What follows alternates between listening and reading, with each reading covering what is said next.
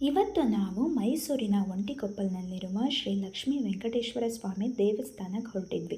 ಹಾಗಾಗಿ ಬೆಳಗ್ಗೆನೇ ಎದ್ದು ಸ್ನಾನ ಪೂಜೆ ಎಲ್ಲ ಮುಗಿಸಿ ಮನೇಲಿದ್ದ ತುಳಸಿ ಗಿಡಗಳಿಂದ ತುಳಸಿ ದಳಗಳನ್ನು ಕಿತ್ತು ದಾರ ಜೊತೆ ಮಾಡಿಕೊಂಡು ಬ್ಯಾಗ್ ಹಾಕಿದ್ದಾಯಿತು. ಇವಾಗ ಹಾರ ಮಾಡ್ತಾ ಕೂತ್ರೆ ಲೇಟ್ ಆಗುತ್ತೆ, ಬದಲಿಗೆ ಬಸ್ಸಲ್ಲಿ ಕಟ್ಕೊಳ್ಳೋಣ ಅಂತ. ಯಾಕಂದರೆ ನಮ್ಮೂರಿಂದ ಮೈಸೂರಿಗೆ ಹೆಚ್ಚು ಕಡಿಮೆ 2.5 ಗಂಟೆ ಟೈಮ್ ಜರ್ನಿ ಆಗುತ್ತೆ. ಸೊ ಹಾಗಾಗಿ ಬಸ್ಸಲ್ಲಿ ಆರಾಮಾಗಿ ಹಾರ ಮಾಡ್ಕೋಬಹುದು. ನಮ್ಮ ಮನೇಲಿ ಯಾವುದೇ ದೇವರ ಹಬ್ಬ ಪೂಜೆ ಮಾಡೋದಕ್ಕೆ ಮೊದಲು ದೇವಸ್ಥಾನಕ್ಕೆ ಹೋಗಿ ಬರೋ ಪದ್ಧತಿ. ಇದಕ್ಕೆ ನಮ್ಮಮ್ಮ ಕೊಡೋ ಕಾರಣ ಏನು ಅಂದರೆ, ಹಬ್ಬ ಹರಿದಿನ, ಮದುವೆ ಮುಂಜಿ ಇತ್ಯಾದಿ ಫಂಕ್ಷನ್ಸ್ಗಳೆಲ್ಲ ಆದಾಗ ನಮ್ಮ ಸಂಬಂಧಿಕರನ್ನ ಜನಗಳನ್ನೆಲ್ಲ ಕರೆಯಲ್ವಾ, ನಮ್ಮ ಮನೇಲಿ ಫಂಕ್ಷನ್ ಇದೆ ಬನ್ನಿ ಅಂತ. ಹಾಗೆಯೇ ದೇವರ ಪೂಜೆ ದೇವರ ಹಬ್ಬಗಳನ್ನ ಮಾಡಬೇಕಾದ್ರೆ, ದೇವರೇ ನಿನಗೋಸ್ಕರ ಪೂಜೆ ಇಟ್ಕೊಂಡಿದ್ದೀವಿ, ಬಂದು ಎಲ್ಲ ಕೆಲಸ ಕಾರ್ಯಗಳನ್ನು ಸಾಂಗವಾಗಿ ನಡೆಸಿ ನಮ್ಮನ್ನೆಲ್ಲ ಹರಿಸು ಅಂತ ದೇವರನ್ನು ಕರಿಬೇಕಂತೆ.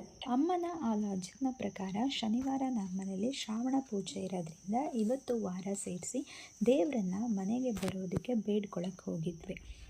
ನಮ್ಮೂರಿಂದ ಹ್ಯಾಂಡ್ ಪೋಸ್ಟ್ವರೆಗೂ ಜೀಪಲ್ಲಿ ಬಂದ್ವಿ. ಹಾಗಾಗಿ ತುಳಸಿ ಹಾರ ಕಟ್ಟೋದಕ್ಕೆ ಶುರು ಮಾಡಲಿಲ್ಲ. ಹ್ಯಾಂಡ್ ಪೋಸ್ಟಲ್ಲಿ ಬಸ್ ಹತ್ತಿ ಸೀಟಲ್ಲಿ ಕೂತು ಹಾರ ಮಾಡೋದಕ್ಕೆ ಶುರು ಮಾಡಿದ್ದು ಮೈಸೂರಿನ ಸಿದ್ದಪ್ಪ ಸ್ಕ್ವೇರ್ ಬರೋ ಅಷ್ಟರಲ್ಲಿ ಪೂರ್ತಿ ಆಯಿತು. ತುಂಬ ಚಂದನೆಯ ಉದ್ದದ ಹಾರನೇ ಆಗಿದ್ದು ನೋಡಿ ನನಗಂತೂ ಸಿಕ್ಕಾಪಟ್ಟೆ ಖುಷಿ ಆಯಿತು. ಅಲ್ಲಿಂದ ಸಬರ್ಬಲ್ಲಿ ಇಳಿದು ಸಿಟಿ ಬಸ್ ಹತ್ತಿ ದೇವಸ್ಥಾನಕ್ಕೆ ಹೊರಟ್ವಿ. ನಾವು ದೇವಸ್ಥಾನ ತಲುಪೋ ಅಷ್ಟರಲ್ಲಿ ನಮ್ಮ ಆಂಟಿ ಮತ್ತು ಅಜ್ಜಿ ಕೂಡ ಬಂದಿದ್ದರು.